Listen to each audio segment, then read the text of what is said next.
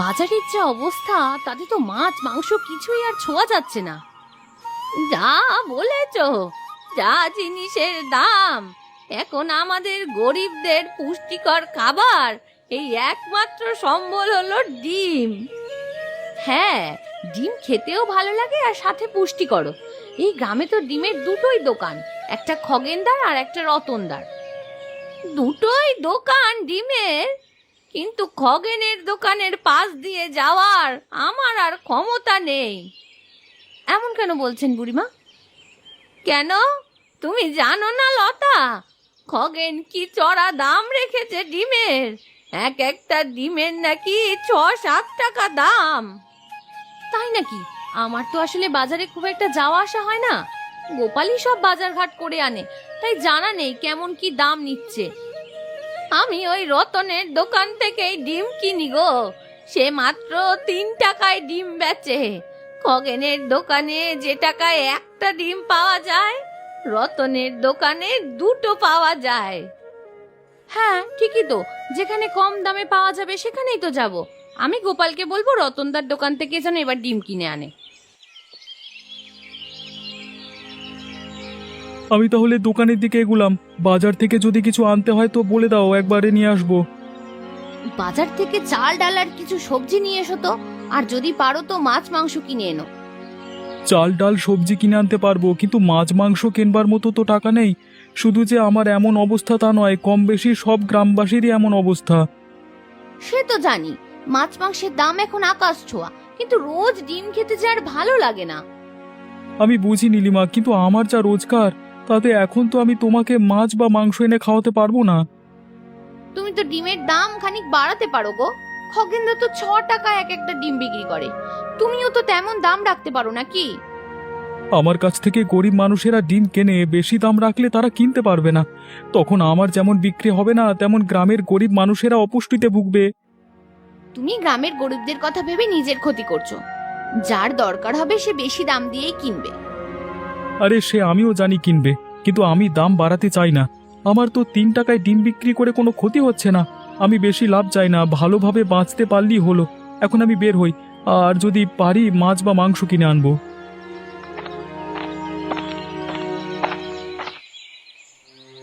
কিরে রতন, কি অবস্থা তোর? অত কম দামে ডিম বিক্রি করে কি লাভ পাস বলতো? খুব বেশি লাভ হয় না, তাই বলে ক্ষতিও হয় না।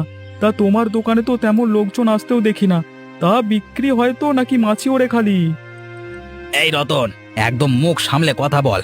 তোর সাহস তো কম না, আমাকে ব্যঙ্গ করিস? হ্যাঁ, ২-৩ টাকায় ডিম বিক্রি করলে মানুষ হুমড়ে পড়বেই। সেই মানুষ আসে, রোজকার ডিম রোজ বিক্রি হয়ে যায়, এই অনেক।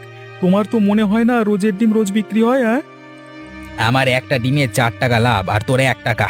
তুই ৪টে ডিম বেচে যা লাভ করিস, আমি একটা ডিমে তা লাভ করিনি, হ্যাঁ বুঝলি? তাই আমাকে বিদ্রুপ করতে আসিস না। না না, আমি বিদ্রুপ কেন করতে যাব? আমি তো খালি জানতে চাইছিলাম তোমার ব্যবসা কেমন চলছে, ভালো চললেই ভালো। কি খবর খগেন? দোকানে তো লোকই আসে না দেখি। ওদিকে দেখলাম রতনের দোকানে ভালোই আমদানি রপ্তানি চলছে। আর ওই রতনের কথা বলিস না তো গোপাল, ওর জন্যই তো আমার দোকানের এই অবস্থা।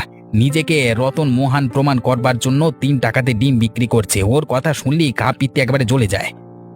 তা তো বুঝতে পেরেই তোর কাছে এলাম রে, একটা ভালো বুদ্ধি দেওয়ার আছে, শুনবি নাকি বল? আমাকে তুই বুদ্ধি দিবি ওই রতনকে সাহায্য করবার জন্য? তা কি বুদ্ধি বল দেখি শুনি। রতনের ডিমগুলোকে যেভাবে হোক নষ্ট করে দে, তাতে ও আর বিক্রি করতে পারবে না। সব লোক তোর দোকানে আসবে তখন। এই বুদ্ধি তো আমার মাথাতেও এসেছিল, কিন্তু এটা করতে গেলেই সবাই প্রথমে আমাকেই সন্দেহ করবে, কারণ এই গ্রামে ও ছাড়া আমি একমাত্র ডিম বিক্রি করি। আর কম বেশি সবাই জানে যে আমার দোকানে তেমন বিক্রি হয় না। আচ্ছা বুঝলাম, তা তুই যখন ওর ডিম একেবারে নষ্ট করতে পারবি না, তাহলে এক কাজ কর, তুই ওর ডিমগুলোকে বদলে দে নকল ডিমের সাথে। হ্যাঁ, এটা করা যেতেই পারে। এটা কিন্তু তুই খুব ভালো বুদ্ধি দিলি আমাকে, কিন্তু তুই হঠাৎ আমার কাছে এসে নিজে থেকে এসব বুদ্ধি দিচ্ছিস কেন? অমন কিছু না, এই বুদ্ধির বদলে আমাকে কিছু টাকা দিয়ে দিস, তাহলে আমি এসব আর পাঁচ কান করব না। আচ্ছা, এখন বুঝলাম। ঠিক আছে, বুদ্ধিটা ভালোই দিয়েছিস। এই রতন নামের পথের কাঁটাটাকে সরিয়ে দিলে আমার দোকান ভালো চলবে, ভালো লাভ হবে। তোকে আমি কিছু টাকা দিতে পারি, তা হঠাৎ টাকার দরকার পড়লো কেন? না আসলে অনেক দিন হলো মাছ মাংস খাওয়া হয় না তো, এই যদি একটু উপকারী মানে উপরি টাকা পাই তাই মাছ বা মাংস কিনে খেতে পারবো এই যা। আচ্ছা আচ্ছা আচ্ছা, বুঝেছি, কাজটা ভালোই ভালো হয়ে গেল। হ্যাঁ বল, হ্যাঁ হ্যাঁ হ্যাঁ।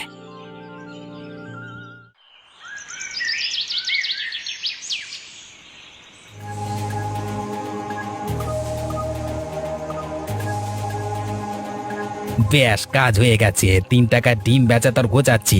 এখন এই নকল পচা ডিম কেউ তোর থেকে বিনামূল্যে নেবে না। আমার সাথে পাঙ্গা নিলে দেখ কি হয়। এখন এই রতন আবার উঠে পড়বার আগে কেটে পড়ি এখান থেকে। হ্যাঁ, কালকে সকাল থেকে শুরু হবে আসল মজা। হ্যাঁ,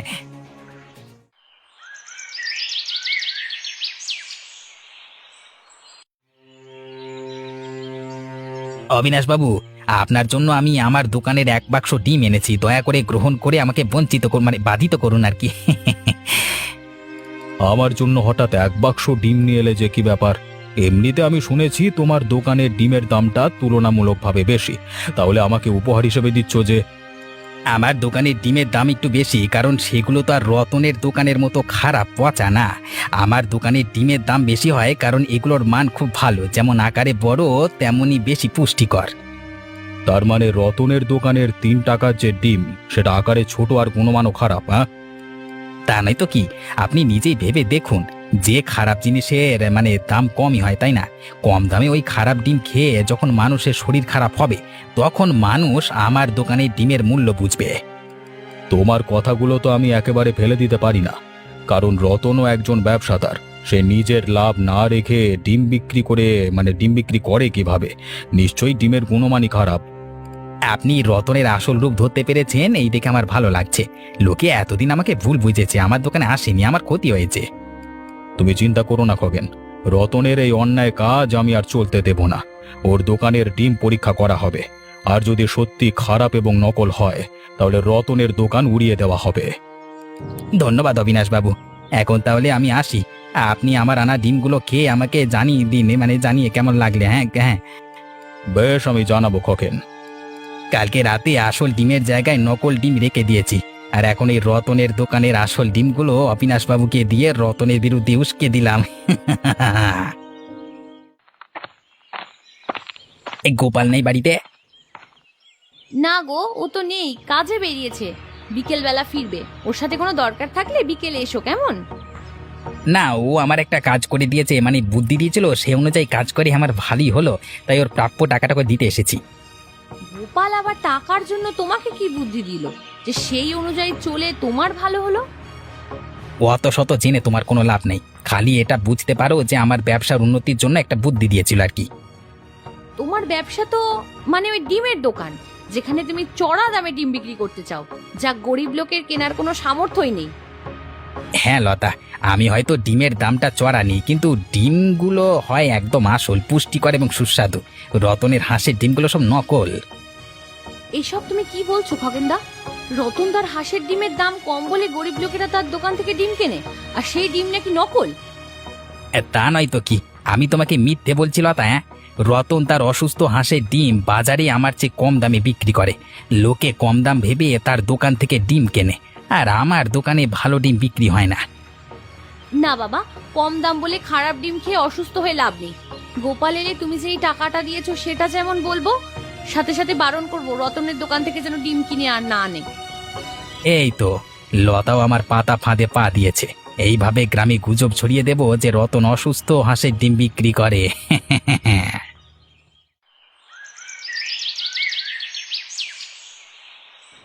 একা একা সব কাজ করতে করতে একেবারে বেলা হয়ে যায়, এখনো রান্না হলো না।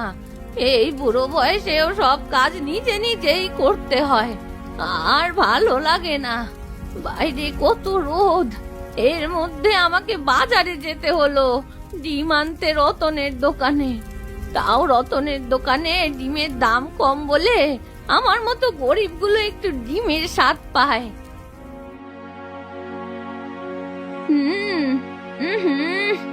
কেমন পচা পচা গন্ধ, ডিমটা কি পচা! আবার 3টে টাকা তো গেলই, কিন্তু রতনের দোকানে ডিম তো কখনো পচা বের হয় না। আজ এমন কি করে হলো? গরমের জন্য বা অন্য কিছু না তো? একবার একবার রতনের দোকানে যেতে হবে। এই পচা ডিম খাওয়া যাবে না, এটা খেলে শরীর খারাপ হয়ে যাবে আবার। কি বুড়িমা, এই ভর দুপুরে এমন হন্তদন্ত হয়ে কোথায় যাচ্ছ? আর বলবেন না অবিনাশ বাবু, এই একটু আগেই রতনের দোকান থেকে কয়েকটা ডিম কিনে নিয়ে গেলাম যে ডিমের ঝোল করব। বাড়ি গিয়ে দেখি ডিমগুলো সব পচা, ডিমগুলো দিয়ে বিশ্রী গন্ধ বেরোচ্ছে। খগেন আমাকে আজকে সকালই এ ব্যাপারে বলল যে রতন নকল ডিম বিক্রি করে। তুমি এতদিন বোঝোনি, আজকে বুঝলে? না, আমি তো এতদিন রতনের দোকানেরই হাঁসের ডিম খেয়েছি, সেগুলো একদম ভালো সুস্বাদু ছিল। হঠাৎ আজই পচা ডিম বেরোলো, তাই রতনের দোকানে যাচ্ছিলাম রতনকে জানাতে। রতনকে জানিয়ে আর কোনো লাভ নেই, সে জেনে শুনেই নকল পচা ডিম তোমাদের সস্তায় বিক্রি করছে। তাহলে আমরা গ্রামের মানুষগুলো, মানে এই গরিব মানুষগুলো কি খাবো? মাছ মাংসের যা দাম তা তো একেবারে ধরাছোঁয়ার বাইরে। ডিমই একমাত্র সম্বল, তা ওই রতনের দোকানের। খগেনের দোকানের ডিমের দামও খুব বেশি। আমি বুঝে গেছি গো বুড়িমা, কিন্তু এটা তো মানবে দুটো পচা ডিম খাওয়ার চেয়ে একটা ভালো ডিম খাওয়া বেশি ভালো। কিন্তু রতনের দোকানের কি হবে? সেখানে তো এখনো লোক পচা ডিম কিনে নিয়ে যাচ্ছে। আমি এক্ষুনি রতনের দোকান বন্ধ করবার ব্যবস্থা করছি। আমাদের গ্রামের লোক ডিম না খেয়ে থাকুক, কিন্তু পচা ডিম খেয়ে অসুস্থ হবে তা আমি কিছুতেই মানতে পারবো না। আমার নাম একেবারে ডুবে গেল বাজারে। অবিনাশবাবু আমার দোকান বন্ধ করে দিল। আমি তো বুঝতে পারছি না ডিমগুলো নষ্ট হলো কি করে। এতদিন তো এমন হয়নি, সব ডিমগুলো ভালোই থাকতো, আজ হঠাৎ সব ডিম একেবারে নষ্ট হয়ে গেল। এ তো আমি একেবারেই মানতে পারছি না গো। আমিও তো কিছুই বুঝতে পারছি না। যে লোক আমার হাঁসের ডিমের এত প্রশংসা করত, আমি তাদের কথা ভেবে কম লাভ রেখে তাদের ডিম বিক্রি করতাম, তারাই আজকে আমার ডিমের দোকান বন্ধ করিয়ে দিল। আমাকে একবার সুযোগ অবধি দিল না। তোমাকে তো আমি আগেই বলেছিলাম ডিমের দাম বাড়াও। এখন যে ক্ষতিটা হলো তা থেকে তো নিজেদেরকেই উদ্ধার করতে হবে। একবার ভেবে দেখেছো সেটা? হাতে তো তেমন পুঁজিও নেই যে আবার অন্য কোনো ব্যবসা করব। আর খগেন আমার নামে এমন ভাবে বদনাম রটিয়েছে যে গ্রামের লোক আমাকে আর বিশ্বাসও করতে পারছে না। আমার কেমন জানি সন্দেহ হচ্ছে। ওই খগেনদাই তোমার ডিমগুলোকে বদলে দেয়নি তো গো নকল ডিমের সাথে? আবার খগেনদার তো তোমার উপরে অনেক রাগ, তোমার ক্ষতি করার জন্য আবার ভালো ডিমের বদলে এই নকল ডিমগুলো রেখে দেয়নি তো? না না, এমন কি করে সম্ভব? যা হয়েছে এমনই হয়েছে, এর মধ্যে খগেন কিভাবে কি করবে? তবে হ্যাঁ, এখন চারিদিকে আমার নামে, আমার দোকানের নামে বদনাম করছে। এখন যা পরিস্থিতি দাঁড়ালো তাতে আমরা কিভাবে চলবো, আমি এটাই তো চিন্তা করছি। এই গ্রাম ছেড়ে অন্য কোথাও যাওয়া ছাড়া তো আর কোনো গতি দেখছি না। এই গ্রামের ডিমের ব্যবসা তো দূরের কথা, অন্য ব্যবসাও আর করতে পারবো বলে মনে হয় না। গ্রামের লোক আমাকে আর এক ফোঁটাও বিশ্বাস করছে না।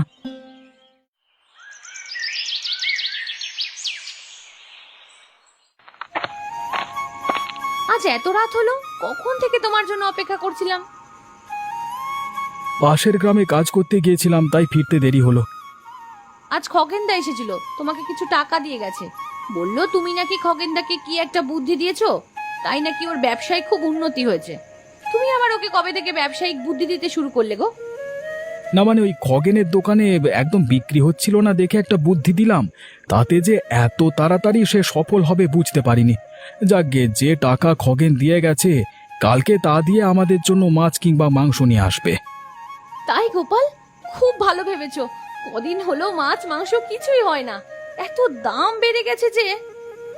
তাই তো খগেনকে একটা বুদ্ধি দিয়ে কিছু টাকা আদায় করলাম। কালকে ওই টাকা দিয়ে মাছ অথবা মাংস আনবো, মাছই আনবো, কি বলো? হ্যাঁ, তোমার যা ঠিক মনে হয় এনো, তবে ভুলেও রতনদার দোকান থেকে কিন্তু ডিম আনতে যেও না। আর আমরা এতদিন ভাবতাম রতনদা কত ভালো, গ্রামের গরিব দুঃখী মানুষদের কথা ভেবে কম দামে ডিম বিক্রি করে, কিন্তু আজ জানতে পারলাম তার আসল রূপ। আরে লতা, এটাই তো আমার বুদ্ধি যেটা আমি খগেনকে দিয়েছি। মানে কি বলতে চাচ্ছ? আমি ভালো করে বুঝতে পারলাম না, একটু খুলে বলো না। তুমি খগেনদাকে কি বুদ্ধি দিয়েছো এমন? আরে খগেনের দোকানে ডিমের দাম বেশি বলে কেউ তার দোকান থেকে ডিম কেনে না, উল্টো দিকে রতনের দোকানে ভালো বিক্রি হয়। এই সুযোগটা কি কাজে লাগিয়ে খগেনকে বুদ্ধি দিলাম রতনের ভালো ডিম বদলে খারাপ পচা ডিম রেখে দিতে। সেই করে খগেনের লাভ হলো, তাই সে আমাকে কিছু টাকা দিল। তুমি এমন করতে পারলে? নিজের একবেলা মাছ মাংস খাওয়ার শখ পূরণ করতে রতনদার এত বড় ক্ষতি করে দিলে। আরে তুমি তো খগেনদাকে দাম কমিয়েও ডিম বিক্রি করার উপদেশটা দিতে পারতে নাকি? যেটা বোঝো না সেটা নিয়ে কথা বলো না তো।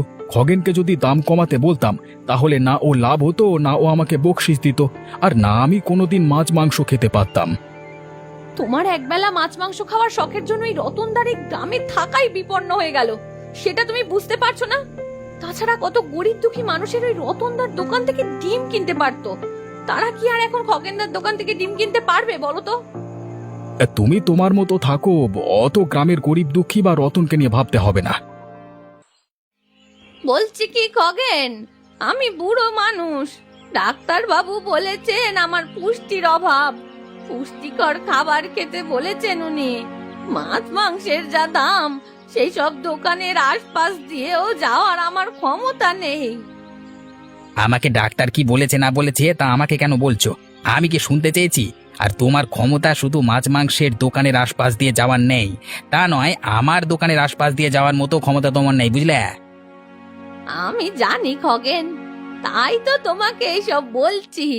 রতনের দোকান যতদিন ছিল তোমার দোকানে পা রাখিনি, আজ রতনের দোকান বন্ধ, আর কোনোদিনও হয়তো খুলবে না, তাই তোমার কাছে এলাম। আমি বয়স্ক মানুষ, তোমার মায়ের বয়সী বলো, আমাকে একটু কম দামে ডিম বেচলে তোমার খুব একটা ক্ষতি হয়ে যাবে না বাবা। খবরদার নিজেকে আমার মায়ের সাথে তুলনা করবার সাহস করতে পাও তুমি?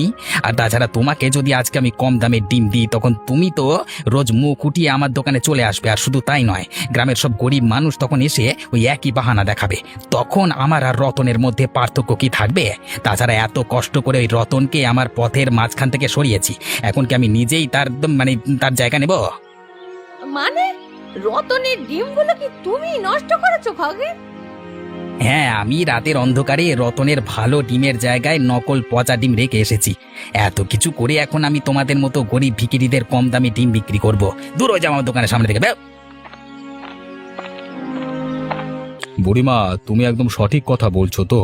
তুমি আবার রতনের সাথে দল পাকাওনি তো?